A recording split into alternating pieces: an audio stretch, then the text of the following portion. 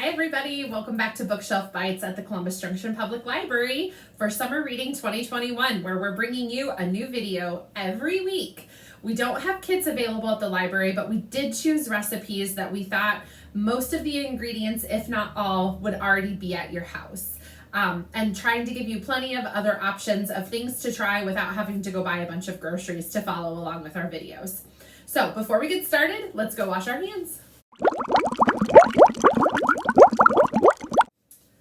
Are you back?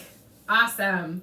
So for today's recipe, you are going to need an apple, peanut butter, and whatever toppings you want on your nachos, because that's what we're making. The cool thing about nachos is you can use anything for the base. Do you have chips at home, like taco chips? You can put cheese on top of that, and salsa, and chicken, and tomatoes, and avocados, and anything that you like, and make yourself a plate of nachos. If you like crackers and you have like Ritz crackers or club crackers at your house, you can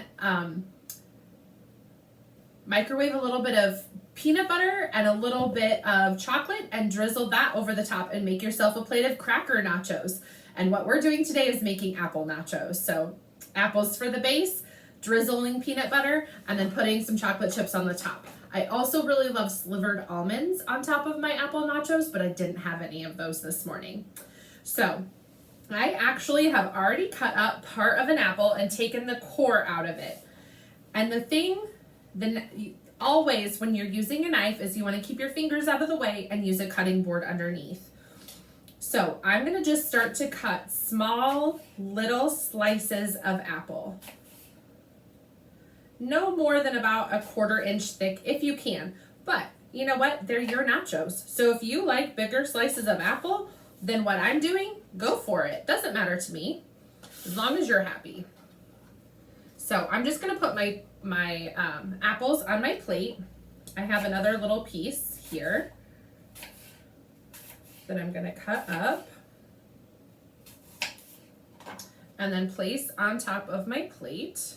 Kind of making it so that I get all of that good stuff, you know, like the peanut butter and the chocolate and all that stuff on top of every piece. I've taken a little bit of peanut butter and put it in my bowl here, and I'm gonna microwave it for maybe about 10 seconds to see if that loosens it up enough that I can drizzle it over there. If you remember back to our apple sushi recipe video and how I burnt my chocolate chips, I'm gonna try to do better this time. So let's start with 10 seconds to see if our peanut butter will get creamy and drizzly enough for our nachos.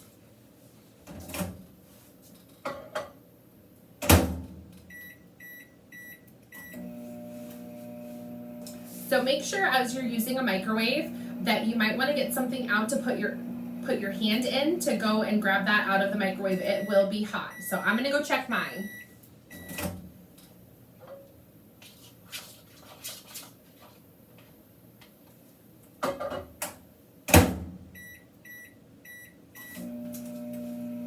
Seconds wasn't quite enough, so I put another 10 seconds on mine. We'll see what this does. This should probably take care of it. We'll see.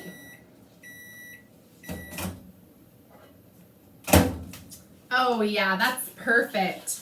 So I'm gonna take my spoon and kind of stir it around, make sure everything's nice and warm, and then I'm just gonna drizzle my peanut butter over the top.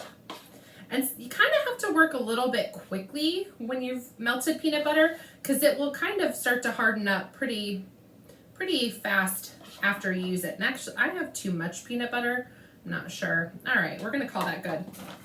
Now I'm gonna get my chocolate chips and just kind of sprinkle them all over. You could sprinkle slivered almonds or coconut if you like coconut. You could do really whatever you wanted. If you wanted to put some Rice Krispies or some granola on the top, that would be probably really yummy too. So there you go. There's my plate of apple nachos, all ready for me to eat now. Be careful if you're eating it right away, because your peanut butter could be kind of hot still on your mouth. So thanks for joining me for this recipe and all the cool ways you can make nachos at home. As always, share pictures with us on social media, Facebook, Instagram. We want to see what you're up to this summer. Thanks so much for watching, and we'll see you next time.